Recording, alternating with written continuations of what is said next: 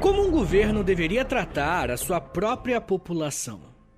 Quem deveria punir aqueles que infringem a lei em nome da ordem?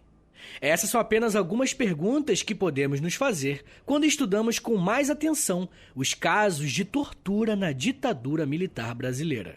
Falar sobre ditadura nunca é algo tranquilo, não só pela quantidade de comentários negativos que eu recebo, mas também pela história ser muito triste e revoltante. Mas isso piora bastante quando focamos na parte da tortura, e que é exatamente o que vamos fazer aqui hoje. Por isso eu já preciso avisar que se você se considerar uma pessoa sensível para esse tipo de tema, eu aconselho que você ouça depois quando estiver se sentindo melhor, ou até nem ouça esse episódio. Mas mesmo que esse tema seja pesado e sensível, caso você seja novo aqui, primeiramente, bem-vindo. E saiba que eu não trato esses temas com sensacionalismo ou fico apelando para o emocional. Eu vou falar de tortura, mas eu não vou falar sem motivo. O meu objetivo aqui, gente, é te ensinar história usando fontes e autores que sejam confiáveis e respeitados. Para trabalhar com um tema tão espinhoso como esse, vamos ter um tema secundário, que é basicamente como que os historiadores escrevem a história. Como podemos acreditar nos relatos que são veiculados sobre a ditadura? Como saber se algo realmente aconteceu ou se é a famosa narrativa da mídia? A minha ideia aqui hoje é justamente responder todas essas perguntas e conhecer a história das pessoas que foram torturadas pelo Estado brasileiro. Se você ouve História Meia Hora há algum tempo, já sabe como se deu o golpe militar de 64 e como os militares ficaram no poder até 1985. Mas caso você não saiba tanto sobre o tema, eu já te aviso que eu tenho vários episódios aqui no feed do História Meia Hora que vão te ajudar a entender como que isso foi possível. Quando um governo ditatorial se instala, ele nunca é autoritário sem uma justificativa. Para um governo desse tipo, ele precisa de uma explicação das suas atividades, mesmo que ilegais, e normalmente a explicação dele é que ele está combatendo um mal maior. E você já deve ter ouvido falar aquela frase, né? Situações extremas pedem medidas extremas.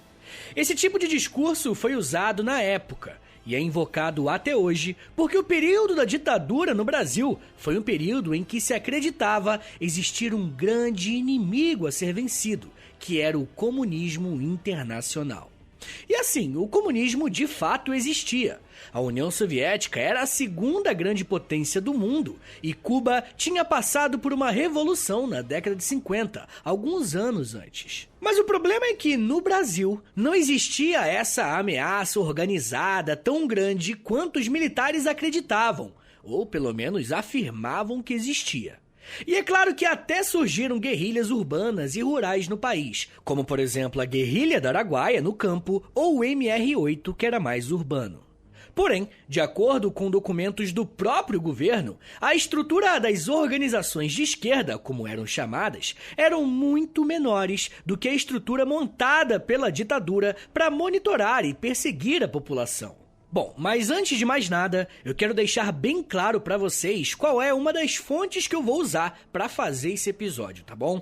Ao longo do episódio, você vai ouvir uma série de relatos e documentos, e a maioria deles foram tirados de um livro chamado Brasil Nunca Mais. E esse livro é muito importante, porque ele é uma compilação de uma pesquisa feita com os arquivos do Superior Tribunal Militar, ou seja, são documentos elaborados pelos próprios militares que comandavam a ditadura, entendeu? Isso é muito importante para você entender. São documentos do próprio governo, tá ligado? Mas enfim, a primeira coisa que um governo ditatorial precisa fazer é se organizar internamente para conseguir eliminar e combater esse inimigo, né, que eles estavam lutando contra. Além da Presidência da República, foram criados 2 órgãos do governo que cuidavam das situações envolvendo os inimigos da nação. Um desses órgãos era o conhecido Serviço Nacional de Informações, o SNI, que tinha como responsabilidade reunir informações e dossiês sobre as pessoas que eram investigadas. E o outro braço era o Conselho de Segurança Nacional.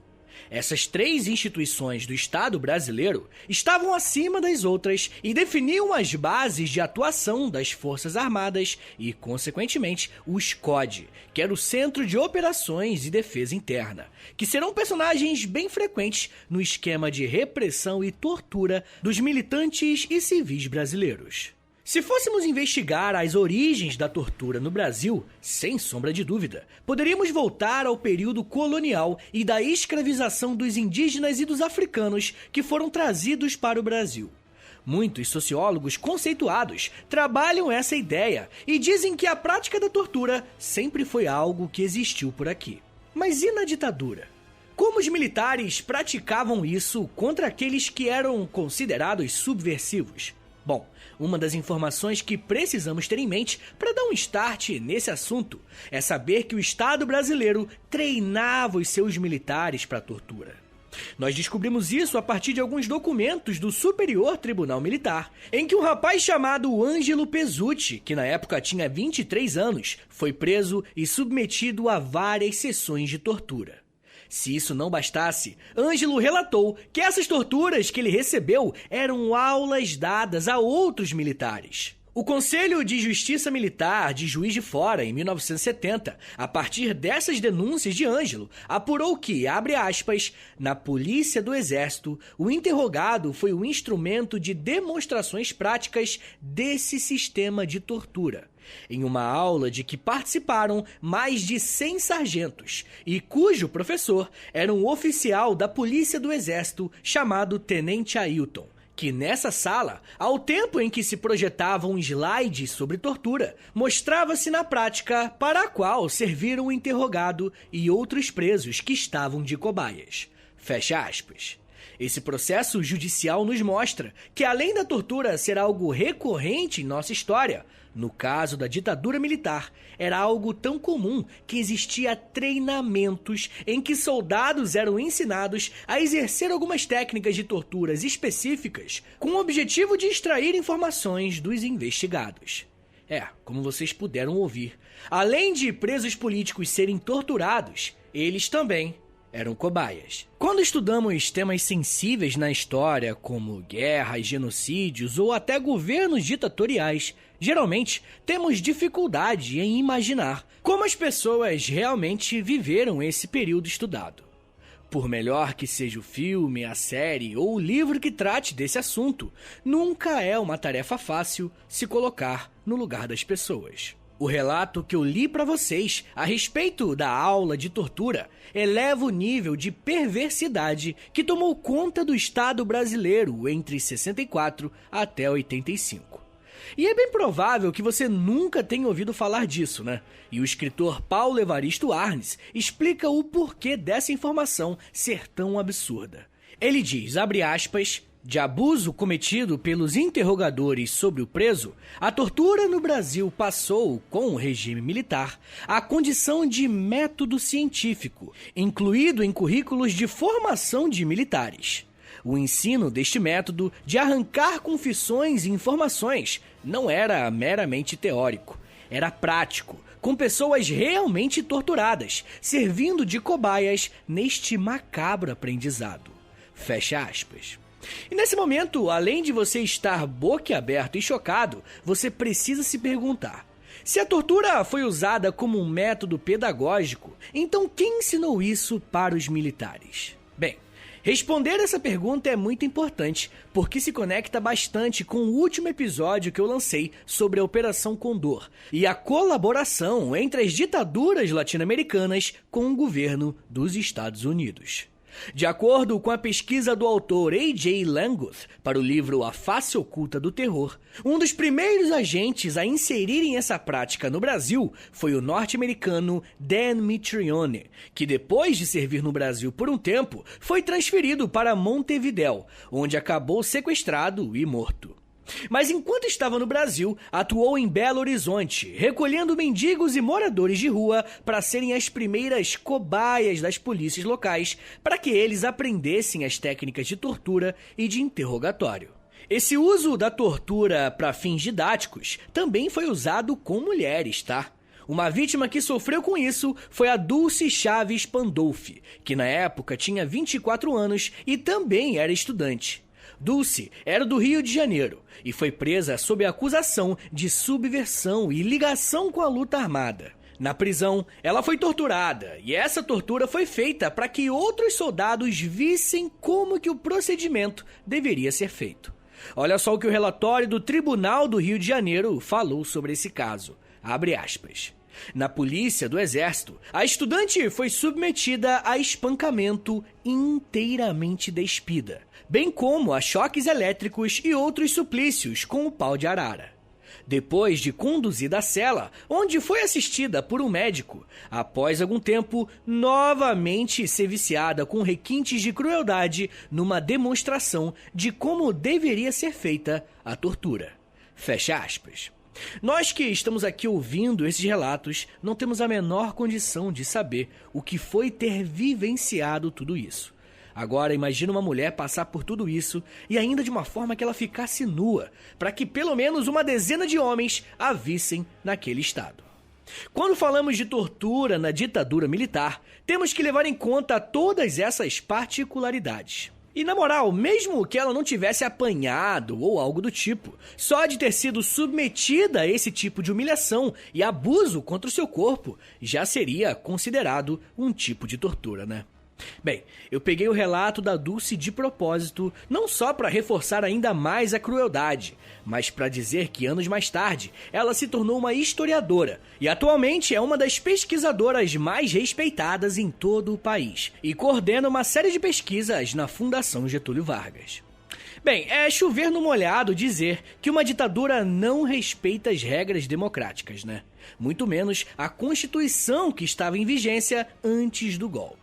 Porém, não deixa de ser trágico que na nossa Constituição existia um artigo fazendo referência à Declaração Universal dos Direitos Humanos, dizendo que, abre aspas, ninguém será submetido a tortura, nem a tratamento ou castigo cruel, desumano ou degradante. Fecha aspas. Como vimos nesses poucos minutos, o que rolou solto foram torturas e infrações constantes a esses direitos humanos. Bem, ao longo dos 21 anos de ditadura militar no Brasil, esse artigo dos direitos humanos foi sumariamente negligenciado e desrespeitado. De acordo com a documentação recolhida dos órgãos do governo, foram usados mais de 100 meios de tortura e de coação de pessoas que foram presas. Além de torturas físicas, psicológicas e até sexuais, vemos que existiu uma variedade de instrumentos usados nessas situações.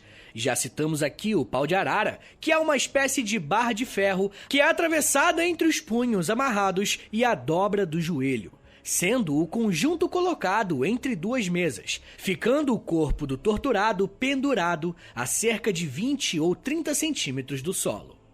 Geralmente o pau de arara era usado para cansar a vítima, que era colocada de ponta cabeça, né? Mas a questão é que esse método quase nunca era usado isoladamente, e sim ao lado de outras formas de tortura, algumas que, inclusive, é bem provável que você nunca tenha ouvido falar. Algo que era bem comum dentro dos departamentos de polícia do Exército era o choque elétrico. Diversos testemunhos em tribunal contam que os militares aplicavam choques elétricos após encharcar a pessoa e plugar os fios nas partes genitais, tanto homens quanto mulheres. Às vezes os choques também eram aplicados nas pontas dos dedos da mão, do pé e às vezes na ponta da língua. Essas sessões de tortura eram sempre feitas durante um interrogatório ou em alguma prisão mais longa, em que a pessoa presa já era um suspeito de envolvimento com grupos radicais. Os choques também eram feitos em uma cadeira chamada Cadeira do Dragão, que era um assento de metal ou revestido com zinco, onde o torturado era completamente amarrado, tinha os seus olhos vendados enquanto recebia os choques em partes diferentes do corpo. Os relatórios do exército mostram mais uma vez que quando mulheres eram torturadas, frequentemente elas eram despidas. Ainda sobre a nudez, os torturados também eram colocados nas geladeiras, que o nome, é autoexplicativo. Mas algumas geladeiras tinham um tipo de sistema de som que, enquanto a pessoa ficava presa, músicas ou sons extremamente altos ficavam tocando para gerar agonia no torturado. Além disso, os torturadores também usavam animais, como cobras e jacarés, para assustar torturados. Às vezes também usavam insetos como baratas passando pelo corpo das pessoas ou até serem inseridos nas vaginas ou nos ânus das vítimas. E gente, eu sei que é horrível ter que ouvir essas coisas, mas infelizmente tudo isso aconteceu. Como eu disse, eu tô pegando apenas alguns dos casos de tortura de arquivos que foram feitos pelo próprio governo militar nos seus tribunais e órgãos de repressão. Mas enfim, gente, nesse momento, muitos de vocês estão pensando: pô, Vitão, beleza, é horrível, mas essa galera torturada não era apenas gente má, Não era apenas gente envolvida com terrorismo, bandidagem, luta armada? E bem, essa pergunta é muito comum e poder responder isso é muito importante. E a resposta é não. A imensa maioria das pessoas que foram torturadas não tinham qualquer envolvimento com qualquer tipo de grupo considerado criminoso, até porque nós temos muitos relatos de crianças, grávidas e até membros do próprio exército que foram submetidos à tortura. E hoje eu vou falar mais sobre esses casos de tortura e trazer alguns relatos para percebermos a gravidade dos crimes cometidos na ditadura. Mas me dá um minutinho aí, tá, gente, que daqui a pouco a gente volta e eu falo um pouco mais sobre crimes, crianças, aborto, memória e responsabilidade. Segura aí, que é um minutinho só.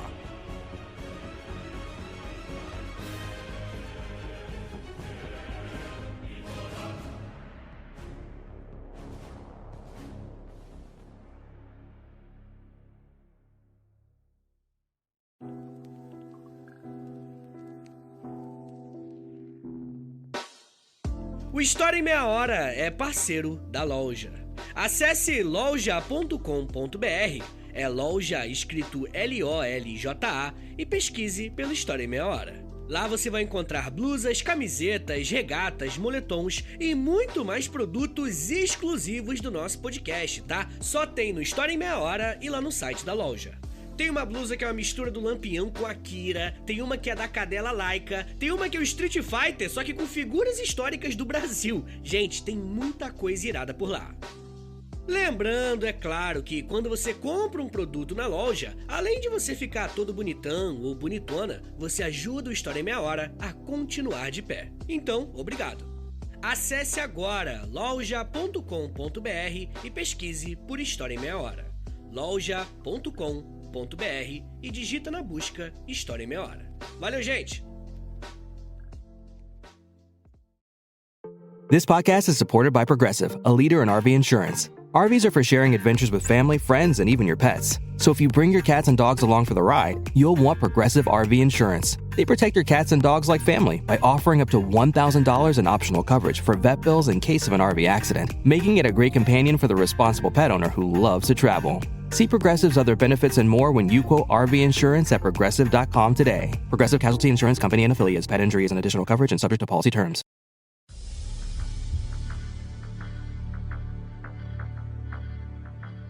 O fato mais grave talvez suscita o exame da presente apelação, quando alguns réus trazem aos autos acusações referentes a torturas e sevícias das mais requintadas, inclusive provocando que uma das acusadas, Nádia Lúcia do Nascimento, abortasse após sofrer castigos físicos no Código de Ordem. Em síntese, os relatos são estes. José Roberto Monteiro, folha 419, que tem uma única declaração a fazer com pesar, no sentido de deixar claro perante este conselho que aqui negou muitas de suas afirmativas feitas durante a fase inicial, porque naquela ocasião fora torturado, o mesmo ocorrendo com sua mulher, a qual inclusive sofreu um aborto no próprio Código de Ordem, em virtude de choques elétricos em seu aparelho genital. Fato ocorrido no dia 8 de abril de 74. O que você acabou de ouvir são as palavras do general Rodrigo Otávio, ministro do Superior Tribunal Militar, em 1976, enquanto julgava alguns processos referentes à tortura na ditadura militar. Esses áudios foram revelados nos últimos dias através de uma reportagem da jornalista Miriam Leitão, que foi torturada por aproximadamente 3 meses enquanto estava grávida. A Miriam foi acusada de integrar movimentos guerrilheiros, mas comprovadamente ela não tinha qualquer vínculo com a luta armada. À época, ela era uma estudante militante do PCdoB, mas não tinha envolvimento nenhum com armas. Miriam mostrou que existem mais de 10.000 horas de áudio como esse, que hoje estão em posse de um importante historiador chamado Carlos Fico, que está analisando e transcrevendo esses áudios para que possamos trabalhar em cima desse material. E é aquilo, né, gente? Mesmo que a maioria das pessoas já soubesse que de fato existiu tortura na ditadura, áudios como esse, que mostram os próprios militares falando e confirmando as acusações, mudam completamente o entendimento sobre o assunto. Enquanto antigamente os torturados eram acusados de construírem narrativas fantasiosas, dizendo que a ditadura no Brasil foi a ditabranda, esse trabalho do Carlos Fico nos coloca de frente para uma realidade. Os militares sabiam, incentivavam e documentavam a existência de tortura de forma institucionalizada.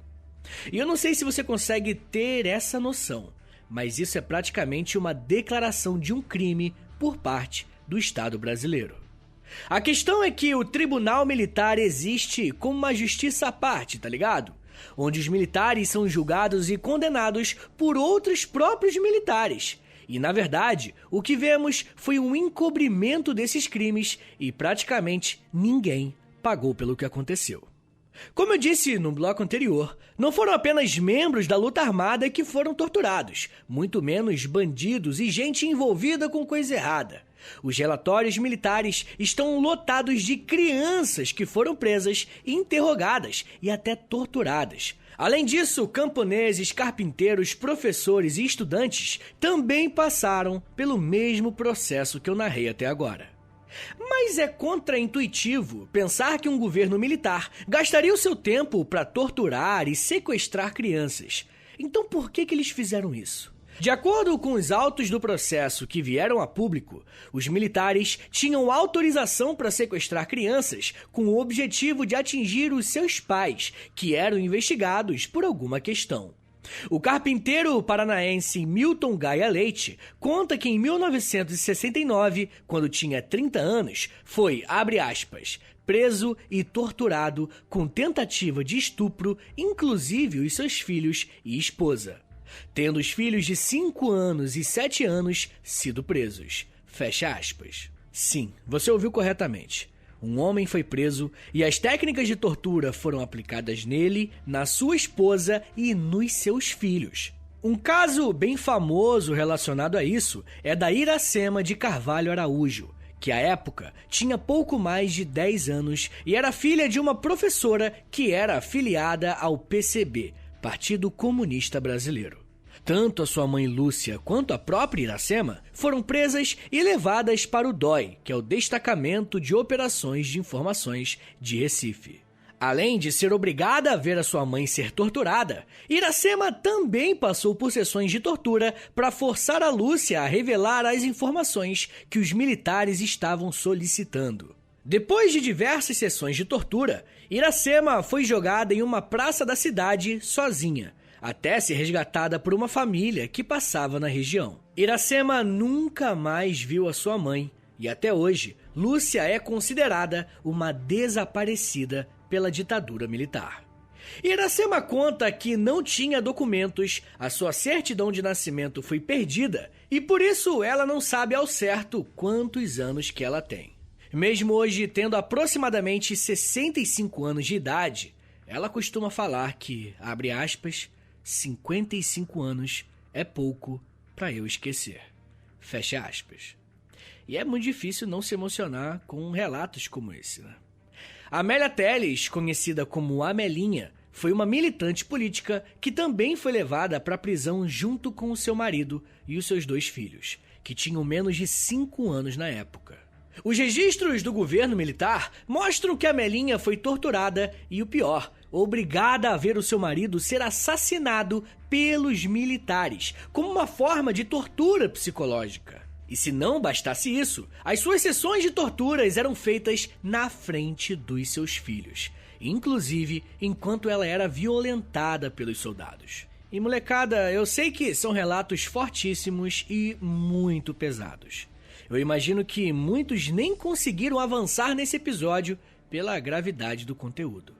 Mas, gente, a gente não pode deixar de falar sobre o quão pesado tudo isso é, o quanto doentio é, o quanto sádico isso é, só que isso aconteceu. Eu não tô falando sem motivo.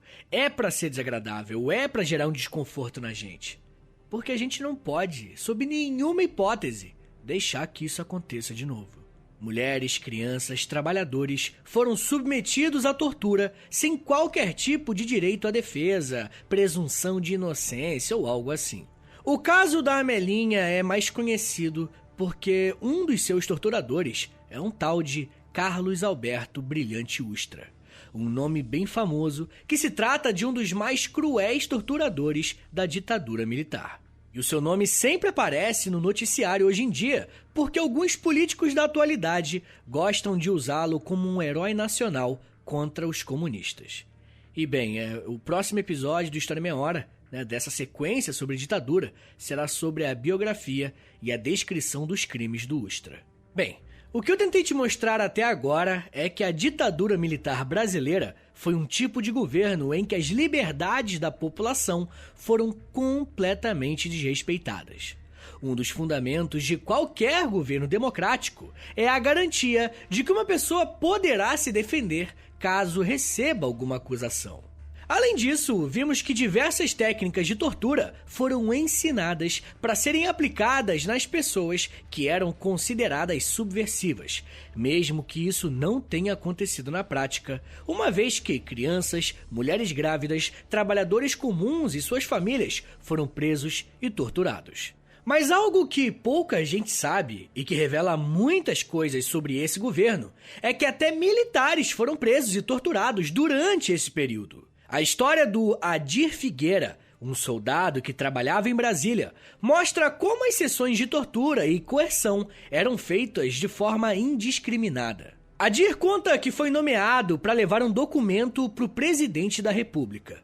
No caminho, ele esbarrou sem querer com um homem fardado que era um brigadeiro do exército e esse cara considerou isso uma agressão.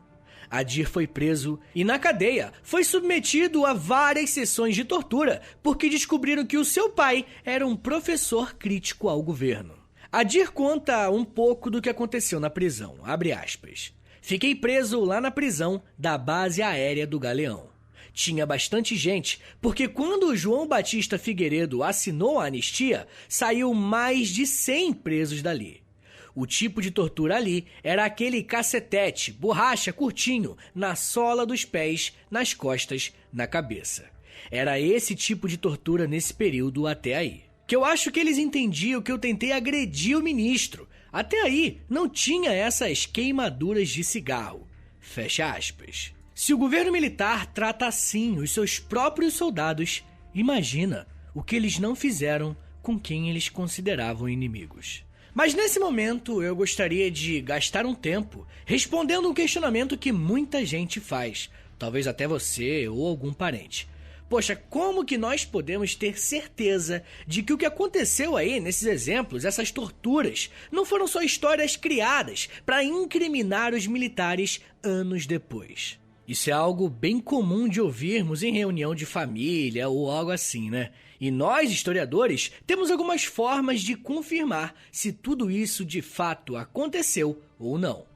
Eu já disse pra vocês que história, independentemente se já passou 10 ou 1000 anos, se faz com fontes, sejam elas fontes materiais ou fontes imateriais. E mesmo que o governo militar tenha escondido e sumido com centenas ou milhares de documentos, ainda temos acesso a vários vestígios desses acontecimentos. Em São Paulo existia uma espécie de cemitério que eram enterradas as pessoas consideradas indigentes, pessoas sem documentação. Era a chamada Vala de Perus. Em 1971, foi criada uma vala comum, supostamente para moradores de rua. Porém, em 1993, após a análise dos corpos que estavam ali, percebeu-se que alguns dos restos mortais tinham dentes de ouro e pingentes. E como que moradores de rua têm esse tipo de coisa? Os corpos foram levados para análise e, através de legistas, confirmou-se que esses corpos sofreram violência antes de serem mortos e foram enterrados em valas comuns para esconderem essas violências. No caso, se referem a pessoas que foram torturadas e mortas, e depois os seus corpos foram jogados nessas valas para encobrir o crime. Além disso, as Forças Armadas enviaram diversos ofícios, documentos, às comissões de investigação, admitindo que existiram torturas na ditadura. E esses documentos estão disponíveis para qualquer um, é só consultar no site da Comissão Nacional da Verdade. Outro tipo de documentação que temos acesso é um caderno pessoal do ex-ditador Emílio Médici. Dentro desse caderno foram encontrados relatórios médicos de pessoas que estavam sendo torturadas pelo exército, e algumas dessas pessoas chegaram a morrer. E o que isso nos mostra? Que a tortura era de conhecimento até do presidente do país. Uma outra forma que temos para confirmar o que aconteceu são os equipamentos de tortura encontrados nos porões das delegacias de polícia. Alguns equipamentos foram destruídos, outros simplesmente sumiram, mas ainda temos muitos desses equipamentos até hoje em museus, como por exemplo o Museu da Resistência. Se você achar que ainda não é o suficiente, temos também áudios de militares confessando a existência de tortura. Esse que eu coloquei no início do bloco é só um exemplo, mas nós temos uma série de entrevistas que alguns generais deram confessando a existência da tortura. E é claro que quando o militar confessa isso, ele tenta minimizar, dizendo que foi algo pontual. Mas a verdade é que, de acordo com os documentos mostrados aqui, não foi nada pontual. Mas, senhores, mesmo esse sendo um episódio pesadíssimo, nós não podemos deixar que o horror nos leve a uma negação ou a um processo de esquecimento da história. Isso é muito mais comum do que a gente pensa. Algo que é tão pesado, tão triste, tão melancólico, que a gente simplesmente finge que não existe. E isso vai justamente ao contrário do que o vice-presidente da República, o Hamilton Mourão, disse quando foi questionado pelos áudios vazados sobre a tortura com mulheres grávidas que chegaram a fazê-las abortar. Ele disse que essas pessoas já tinham morrido e que era para deixar para lá. Vai fazer o quê? Tirar elas do túmulo? E a resposta é sim, é tirar elas do túmulo, sim. Mas não as torturadas, as que torturaram, porque esses, infelizmente, morreram sem nunca ter pagado. No próximo episódio, eu vou tirar do túmulo o coronel Carlos Alberto Brilhante Ustra.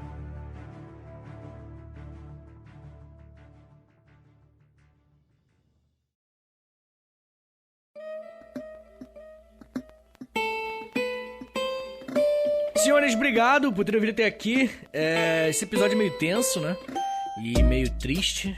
Meio não, né? Bem triste. Mas, de qualquer forma, você acabou de ouvir História em Meia Hora. Meu nome é Vitor Soares, eu sou professor de História. E compartilha esse episódio aí, se você puder. Posta lá nos stories, você me marca lá, se você quiser postar lá.